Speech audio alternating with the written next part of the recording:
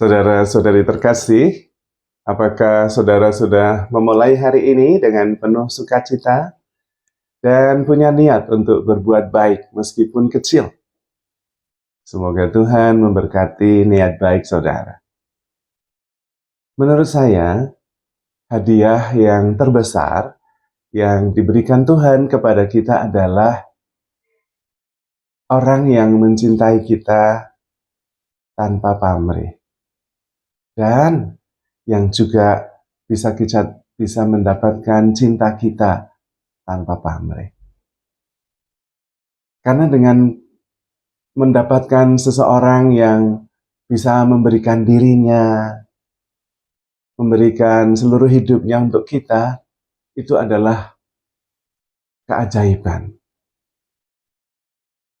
Karena memang cinta tidak bisa diminta, tidak bisa juga dipaksa, tidak bisa juga dikejar. Cinta hanya bisa diberikan. Dan kalau cinta itu sudah diberikan dan cintanya bersifat unconditional, berarti pemberian dirinya itu seutuhnya, sepenuhnya, selamanya. Bagi saya itu menakjubkan. Dan pantas bagi kita untuk juga memberikan yang sama. Bahkan kita bisa mengatakan, it worth to die for. Pantas bagi kita untuk mati, memberikan diri sepenuhnya sebagai tanda syukur karena kita sudah mendapatkannya. Namun memang pemberian diri sepenuhnya seperti itu bersifat dinamis, tidak tetap. Karena hati orang itu berubah, sikap orang itu berubah. Yang penting justru bagaimana kita bisa tetap dan terus dalam dinamika perubahan, kita tetap memberikan diri sepenuhnya tanpa batas. Di situ dibutuhkan komunikasi. Komunikasi adalah kesediaan untuk terus-menerus memastikan bahwa saya ada di sini untukmu, saya mencintaimu, kendati ada begitu banyak yang berubah. Karena pemberian diri saya tidak tergantung pada kebaikan atau keburukan, kehebatan atau kelemahan, atau kegagalan. Karena pemberian diri saya adalah anugerah Tuhan juga. Sebagai wujud jati diri saya yang sebenarnya ketika saya diciptakan. Saya diciptakan sebagai cinta, sebagai kasih, segambar dan serupa dengan Allah yang adalah kasih.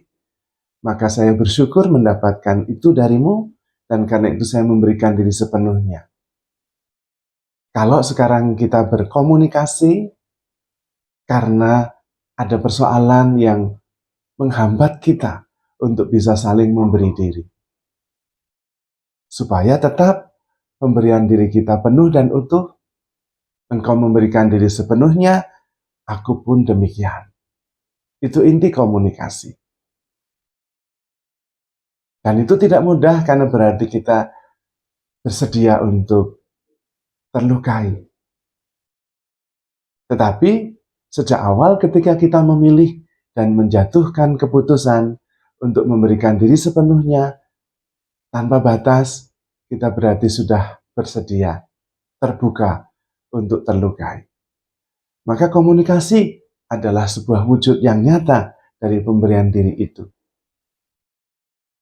Dan ini berarti bahwa anugerah yang terbesar sebetulnya adalah pasangan, suami dan istri. Cinta suami istri adalah cinta pemberian diri yang diwujudkan dengan janji di hadapan Tuhan dan di hadapan banyak orang. Maka berbahagialah orang yang mempunyai pasangan, yang mau memberikan diri sepenuhnya dan juga mau menerima pemberian diri kita sendiri. Namun, apakah terus-menerus diusahakan komunikasi setiap hari dan kepastian bahwa pemberian diri itu menjadi wujud syukur dari pasangan itu? Karena memang ada luka dan juga ada penyembuhan.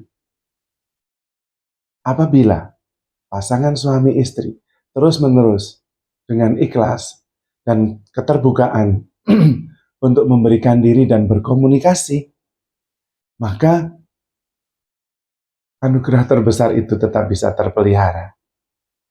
Dan dalam perjalanan waktu, justru pemberian diri itu makin mendapatkan buktinya.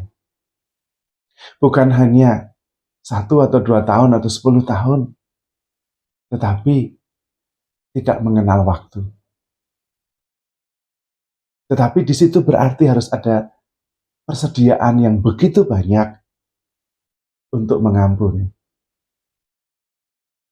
Pengampunan justru adalah tindakan cinta yang paling nyata. Bukan karena yang kita ampuni itu pantas, tetapi karena kita sendiri sudah berjanji memberikan diri sepenuhnya. Dan pengampunan itu membuat pemberian diri itu menjadi nyata.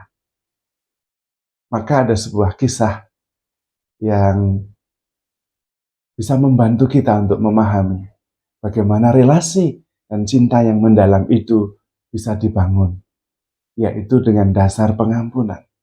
Ada seorang yang meminta izin kepada ayahnya untuk menikah. Dan ayahnya mengatakan, kamu harus minta maaf. Dan anaknya itu heran, Papa, saya itu mau menikah, kenapa disuruh minta maaf? Pokoknya kamu harus minta maaf. Pak, salah saya itu apa? Saya cuma pamit, minta izin mau menikah. Kenapa harus minta maaf?